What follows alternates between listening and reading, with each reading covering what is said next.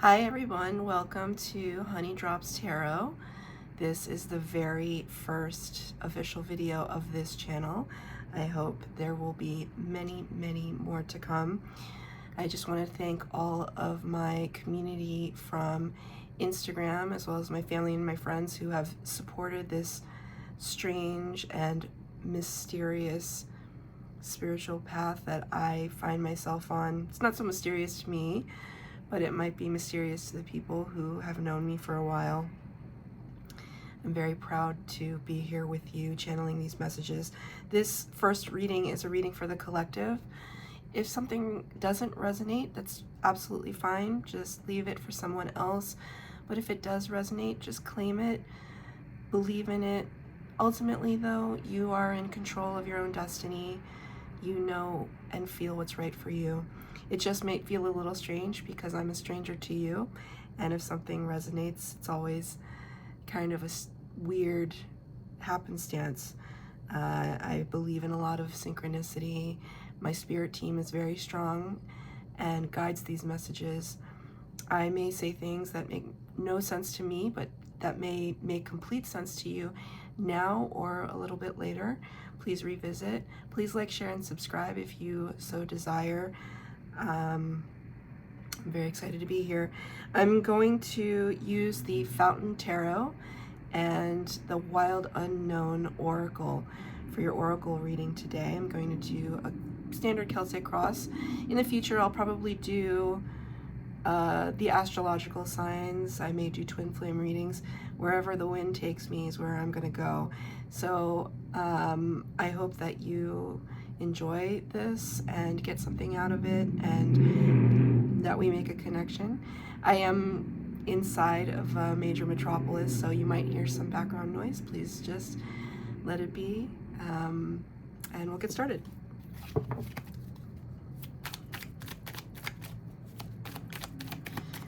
I always shuffle and let the cards pop out. I never choose because I feel like that would be kind of manipulating them a little too much.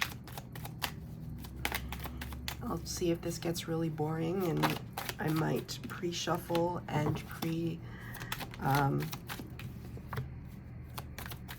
preload the layout onto the table if that seems necessary.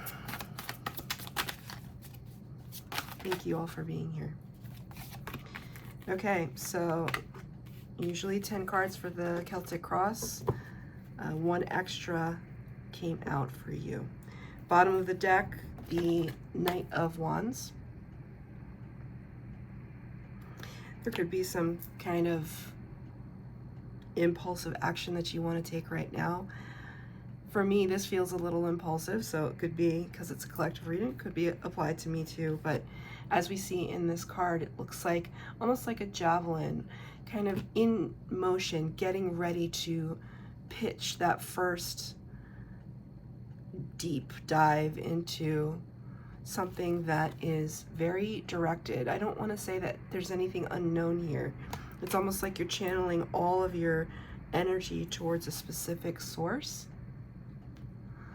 right? And you may not have all the answers right now, but you're not letting that stop you. So there might be some bumps and bruises along the way, but with the Queen of Cups here representing Cancer energy, it's something that you love to do. Eight of Swords in the reverse, you're no longer in your head about it, you're not worried about it, you're just going to go with the flow. Anytime we read from the bottom of the deck, it's signaling something that is in the subconscious energies. So this is something that has been on your mind for a while. Life might have gotten in the way, but it's okay as long as you take the first step. That's what's important, right? In the middle of the Celtic cross, when these two cards come together, I always see them as energies that are in contention with one another, right? The energies kind of push and pull at one another. It's what's called the heart of the matter in the center of the Celtic cross. And you have the Empress in reverse. This is a very grounded, beautiful energy. She usually is the power of all four queens, right? So the Empress is my favorite card in the deck. She's the great mother, the great receiver. She represents fertility, abundance, but also a self-assurance. Because the card is in reverse, and I do read reversals, it's telling me that even though you feel raring to go, you may not have all of the resources that you need right now. With the Hermit crossing that, these are two major arcana cards right in the middle of your reading. Very, very powerful. Anytime we get major arcana cards, it's kind of like Spirit they've taken you by the hand, and you're wondering if you should stand in your power and kind of display that power, or if you should retreat a little and think a little bit more about it. The Hermit card is generally a card of introspection. Sometimes when we get this card, it symbolizes somebody going through a spiritual awakening. If you watch tarot and you read tarot, or you've had a personal reading with me, then you know that the Hermit card represents often a dark night of the soul, and thank you, Spirit. It represents a quietude, a contemplation about things. So it's this push and pull between standing in your own power, very regal and proud, or pulling away for a little while to regroup. I would see why that would be a little bit of hesitation on your part. Spirit doesn't want you to hesitate though, because in the end you're in mid-motion. It's almost like them saying, don't stop now. Like you're already in the spin. I see this truly as like a javelin, or what is that Olympic sport where they have the puck and they're like spinning around and then they're gonna toss it. You can't stop mid-motion. It's almost like saying if you stop mid-motion, you'll do more damage. Because imagine it, you're watching the Olympics and somebody just kind of stops short. They're running towards, I see somebody like a gymnast running towards the balance beam or the pommel horse or the whatever, about to do this amazing flip stunt, what have you. Can you imagine the force of motion behind you in that run all the way up, and then to suddenly stop? That would put a lot of strain on your body. So this is kind of, Spirit speaks to me in imagery like that, in songs, in random words, in memories. So if you're feeling that way, like it's almost like Indiana Jones, right? The big rock that is tumbling towards him. You can't stop. It's almost like Spirit's motion is propelling you forward. But this is what you're dealing with at the moment. In the base of the spread, which is also a card of what's in the subconscious energies, you have the Seven of Wands in reverse. Seven of Wands often represents a kind of blocking energy, right? There his hand is kind of up in the air, just like, don't halt, stop right there. That's kind of what I'm seeing, but it is in reverse. So in combination with these two cards pulling and pushing at one another, you're really, really trying to embody someone who is just going to go for the gold. There's a lot of Olympic energy here, so I don't know if any of you are competitive athletes. or you feel like you're running a marathon, is what they just said to me. You feel like you are being carried on the wave, and it can be a little frightening, but also exciting.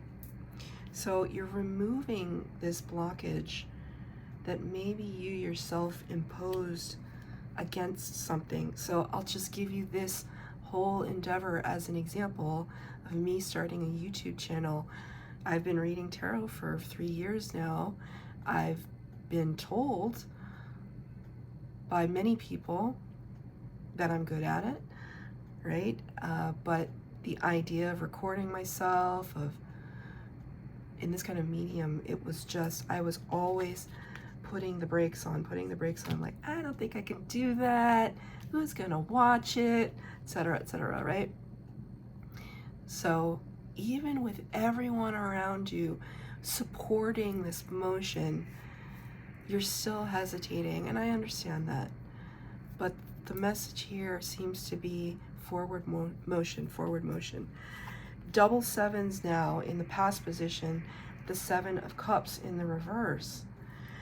I always find this card very fascinating because she just looks so perplexed, right? And that's what the 7 of Cups in the upright is about. It's about this confusion.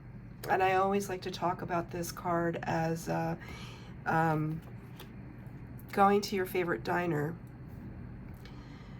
But the best diners have gigantic menus.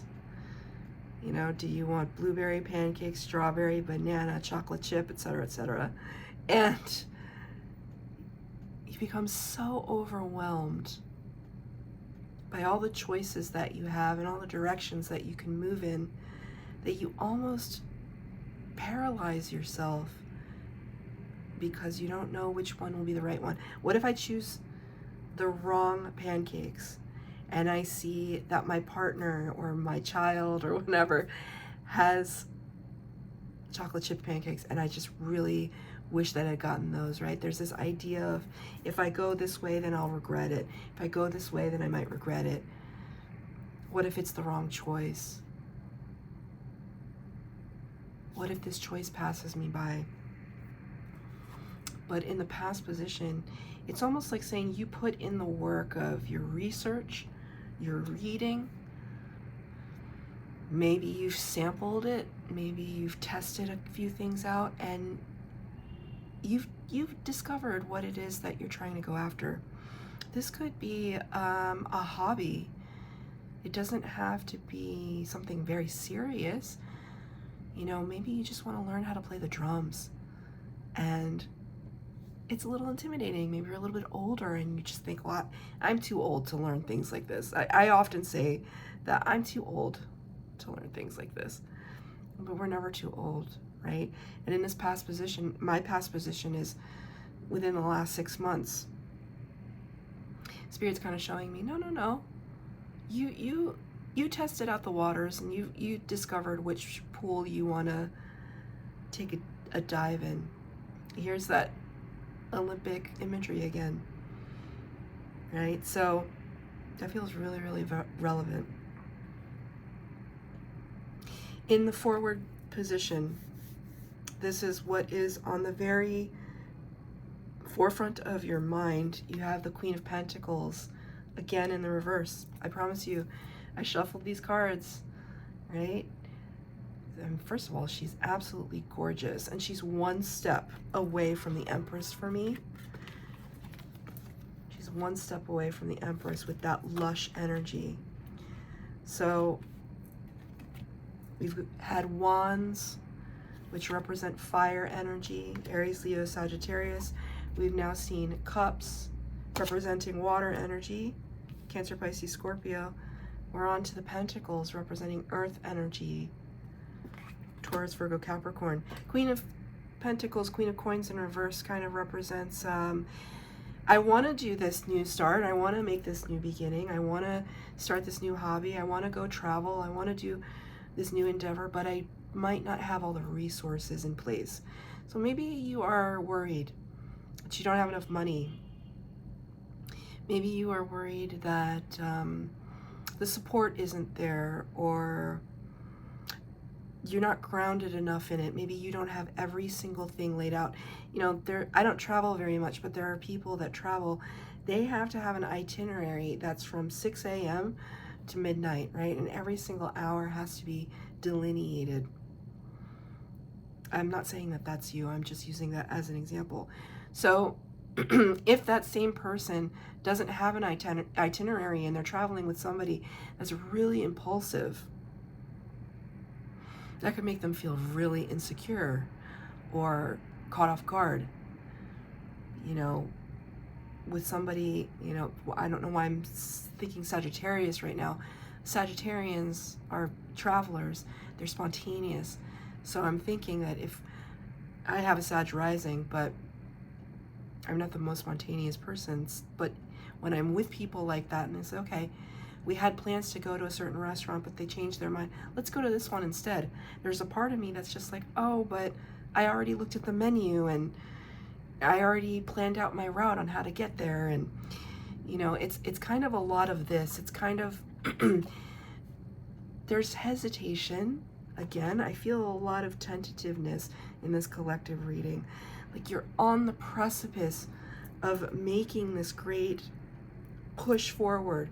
And so maybe this reading is just Spirit confirming for you, you know, baby in the nest, we're going to push you out so you learn how to fly. The Queen of Coins is here though, and just because she's in reverse doesn't mean that it's not relevant in terms of talking about your abundance. It's still a lush card. It's still one that is fortuitous. You've worked very, very hard already. Perhaps the last thing that you need is just a sense of confidence in yourself to go after this. You just need one little push. And quite frankly, you have to advocate for yourself. No one else can live in your shoes and understand how difficult the process might be for you. So I recently, you know, had a chance to speak publicly. I do speak in front of people often with my day job, but my little sister recently got married and I officiated the wedding. And a lot of people that were in attendance at that wedding were not used to me operating in that capacity. So I used to be very, very shy, and now I get nervous, but to speak comfortably in front of people is not as difficult for me. But it's literally this idea that this one last pentacle, this one last coin with this beautiful golden hue, it might represent your solar plexus. That fire within you that pushes you to do something that you're afraid of. But with practice, you can become very proficient, and not just proficient. You can become an expert, but you have to start somewhere. You have to get through the kinks, right? And even as I'm speaking through this very first video, I hesitated in the beginning, and now I feel very comfortable, right? With all my gesticulations and my wacky eyes and whatever it is. Ultimately, when I'm reading tarot, I know I'm supposed to be doing it. And with whatever endeavor that this is talking about for you specifically, when you are in the midst of acting it through, you know you're supposed to be doing it. You're working with your hands, you're speaking with your voice, you're moving with your body. You're configuring something. Now I see drawing, I see mathematics. You're figuring out a problem. And when you do it, you're in your wheelhouse. You're in your place of destiny, right? There's this idea that we all come to life with a blueprint that has followed us through lifetimes. And that when we align with whatever is in that blueprint, the road ahead of us becomes open, wide, and clear, because we're in alignment with what we're supposed to be doing. And often when I do private readings and I talk about this subject, I will ask the recipient of the reading to think about when they were younger, what did they like to do? Did you like to play soccer? Did you like to draw? Did you like to be in the kitchen cooking? Did you like to be in the garden playing with the dirt? Did you like to talk a lot with your friends and laugh? Or were you shy and inside reading books? Whatever you did when you were younger that you didn't judge yourself for, how does that passion translate to your adult life? So for me, I would always color and draw. I'm not saying that even now that I'm good at it, even though I did go to art school, but I wouldn't say that I was good at it. The point is, I've always been a visual person. So reading tarot is a visual medium for me. So whatever it is for you, think about it. What did you like to do when you were younger? What did you hope to be when you grew up? How does that fit into what you're doing now? And how can you make it fit into what you're doing now? My day job is completely different than this tarot reading, but somehow I've integrated the two. I don't know how that happened, but I've been so lucky that I've integrated the two. So I'm asking you now, what is that thing that you did, right? So in the future position, so 6 months from now, right? And this is just possibilities. It's just taking the temperature right now of the message that you need to hear. I could pull cards for you tomorrow. They'll be all different cards. Okay, it's just the message you need to hear in this very moment. You have the 8 of Wands in the reverse. This is the 8 of Wands in the upright. The 8 of Wands talks about fast movement, communication. It's like lightning rods. Quick and gone, quick and gone, quick and gone. With the 8 of Wands in reverse, it's almost like you're waiting for communication that hasn't come. You're anticipating it.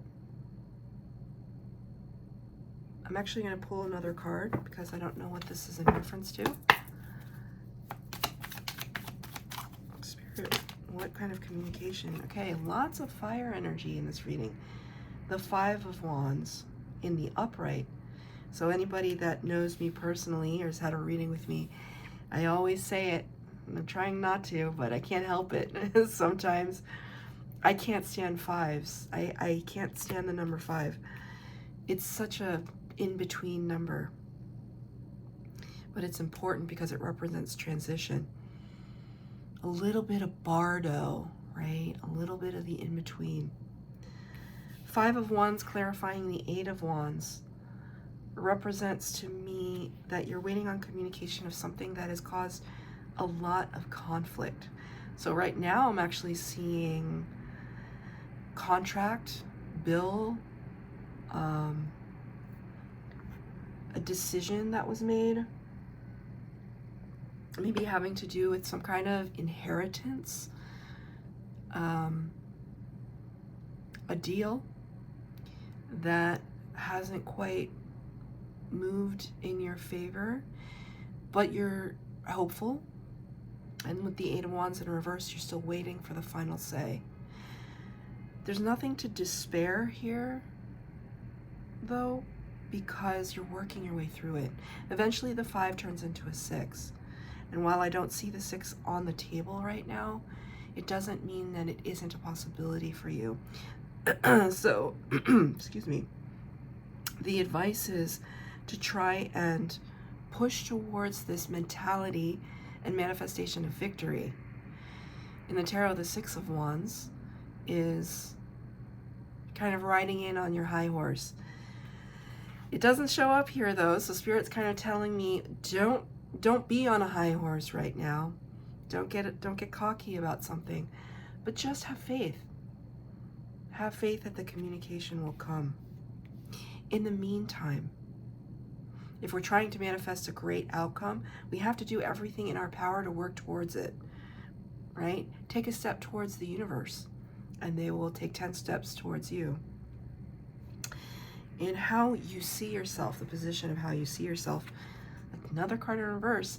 Reversals are not a bad thing, by the way. It's just a way to generate meaning for the cards. It adds a little bit of depth to the reading. You have the Three of Pentacles, or the Three of Coins, in reverse. This is what he looks like in the upright.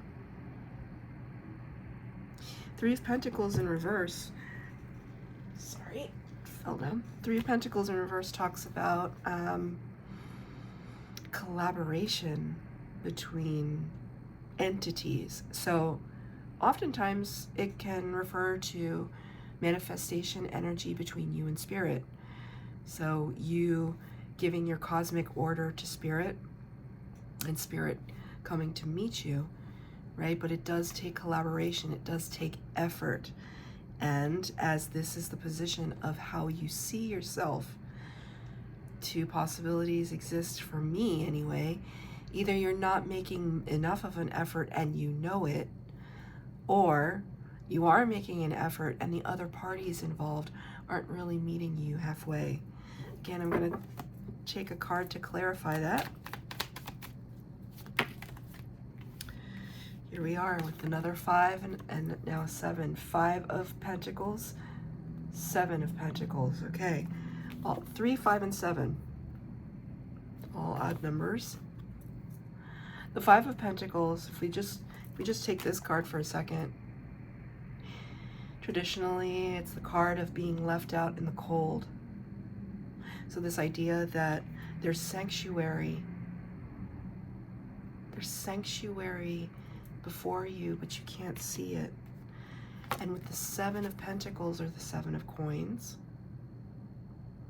it's the idea that you planted a seed and you waited and waited and waited and invested and watched it grow, and now you're questioning it. Maybe you were left out of a situation, and so you decided to move in your own direction. If this was, I'm going to use a very benign example. Let's say a close friend of yours started a book club and they didn't invite you purposefully. You know, you know, we're going to be reading historical fiction. You wouldn't like it, right? And didn't even give you a choice or a chance to say whether or not that you would give it a shot or anything. So let's say a friend left you out of their book club. And again, this is a very benign example. Unless it resonates with somebody, and then it's not benign. And you said, okay, well, fine. I'm going to start my own book club. But maybe not as many people joined. Maybe you just have 1 or 2. And now you're wondering, okay, you know, nobody seems to be into this. I don't know if I should do it anymore. And honestly, it could be wrapped up in what the Empress is looking for, right? Maybe there's a business idea that you have to, maybe you created bowling ball cleaner fluid. I don't know. I wanted to take the most random example, you know, or maybe you have an idea that will help patients with heart disease. Who knows? Whatever this invention or great idea or great step forward that you want to take, and you're just in like doubt energy. I just feel this doubt energy. I don't like it. Let's send some good energy to that doubt and say, we're going to turn it around. We want to turn this around, because Spirit's saying, hey, you have a really great idea, whatever that idea is. But you're feeling, you know, it's almost like I'm feeling like a judgment energy. Like, what are people going to say? I hear thunder. It was sunny the entire day until now. And now They're slender energy, so it might break out soon. So if the lighting changes, I'm just using natural light right now. Maybe this is how you're feeling. Maybe, you know, this Five of Wands energy, it's all tumultuous, it's all stormy. You're trying to break away from that storminess. Okay? What you can't see coming towards you, the Ten of Cups is in reverse. This is the energy that wants to come towards you. In the upright, it look like a trophy, right? Or it's actually, it's like two people kind of danced intertwined with each other atop this staircasing pyramid shape, but you do have it in reverse. So I'll be honest with you, what I'm reading right now, and it's purely because of your energy, not because of your idea. Your energy is in a space of doubt. And what wants to come towards you is a Ten of Cups. In the tarot, Ten of Cups is blissfulness. It's abundance. It's your cup runneth over with happiness, right? Right now that card is in reverse. It's like stymied, it's stifled, it's blocked somehow. And it's not because the idea and the momentum isn't there. It's literally one doorway, one entryway, one portal, one level away from a great light of accomplishment for you. Okay? There is fear. I felt it right before I touched the record button, so I understand. And Spirit is really being strong about it and just saying, you have to just dive deep, head first. Don't be afraid to look foolish. Don't be afraid to look like a novice. You know, some people, we all have to start somewhere. I mean, I spent this setup, right? I'm in my bedroom right now, but like I moved a lot of things and I adjusted some stuff, and I don't know if it's going to resonate. I don't know if it looks stupid in the background. I have no idea, but ultimately you gotta just jump. You gotta just jump. There are going to be people that are going to be Debbie Downers and negativity. To that I will say, you know, karma is a hell of a thing. So I don't wish karma on other people, but karma just happens by itself. Right? Spirit's advice to you, beautiful Temperance energy, representing Sagittarius. Look at that. Right? So Temperance is the card of balance, right? There's this idea, especially in the Rider-Waite Tarot, it's the angel that has the two cups, and they're alchemizing, tempering, right? Like we would temper eggs for pudding. We would temper flour and butter for bechamel sauce. I think I'm hungry, I don't know. It's also this idea of turning water into wine. For me, when I see the Temperance card as an empath, it's the idea of turning someone's energy into something that they can use positively. So oftentimes I find myself in positions of people confiding in me or looking to me for comfort, right? And sometimes I do a lot of tough love on them. I often say I can't believe that people are friends with me after the kind of tough love I've given them. But they are, because they know that I'm going to take that pain that they're feeling and switch it all up and try and put some magic into it, try to invite Spirit to have their hand in it.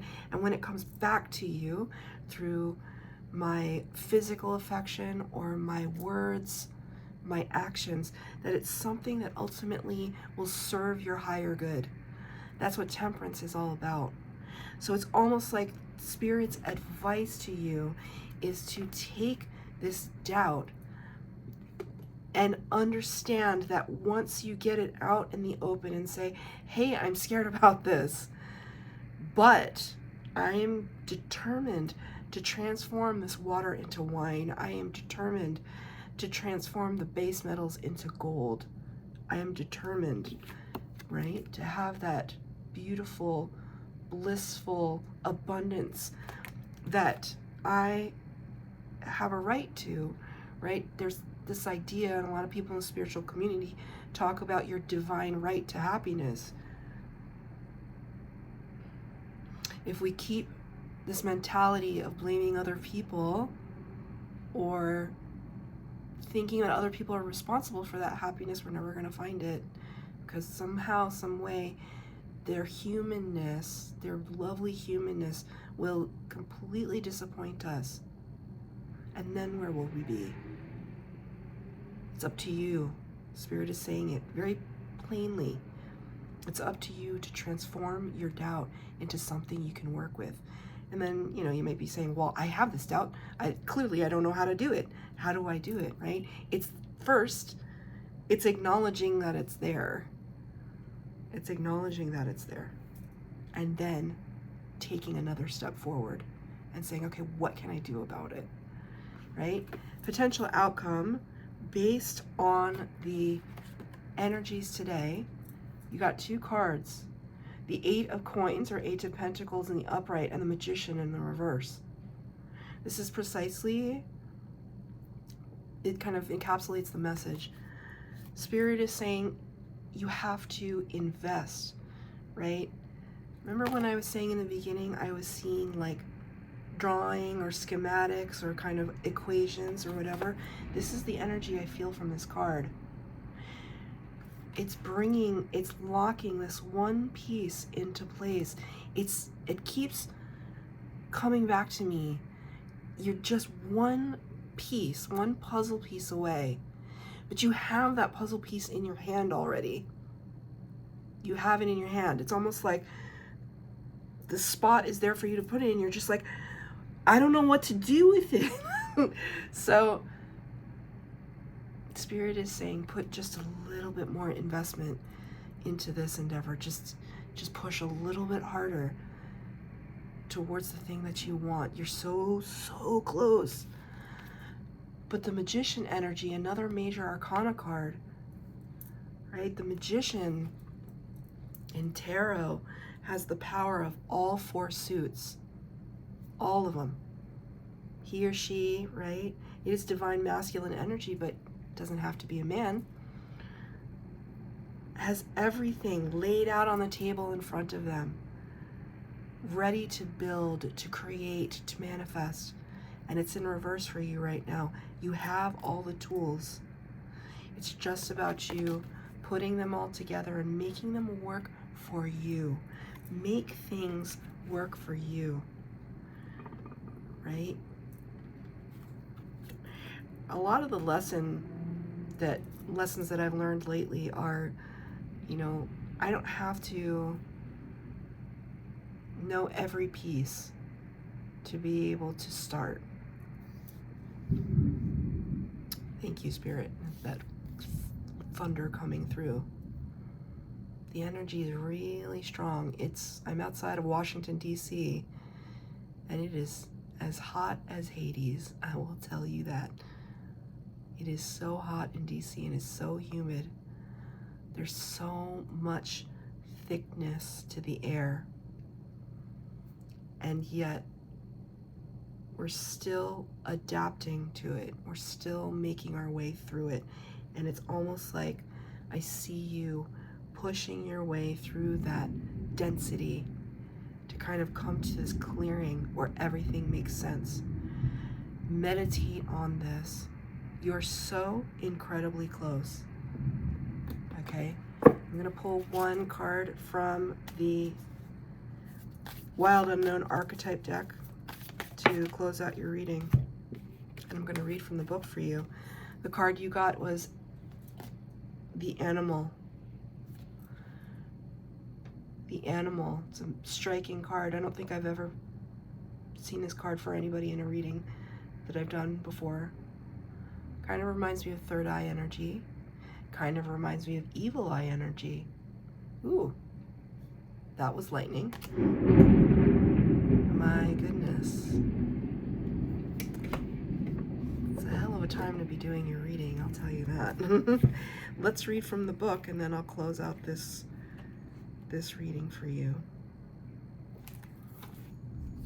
The card is the animal. The beast, the wild one, the she-wolf. We are mammals. The hair on our chest and between our legs reminds us so. We try hard to deny our unrefined animalistic nature, yet through this archetype we tap into power and direction. Activating the animal within means reawakening our relationship to nature in the most broad and embodied sense. Drinking from the waterfalls, roaring at the moon, opening eyes underwater, eating berries from the vine. The life force of our planet begs us to set down the devices, the constraints, and the social constructs, and remember the warm blood that pulses through our veins. The animal longs for breath, food, procreation, and physicality. It wants soil under our nails and starlight on our skin. If this all sounds terribly unsophisticated to you, take note that it is said that when Buddha became enlightened, he roared like a great lion. I'm Buddhist, so I claim that. The Buddha roared like a great lion.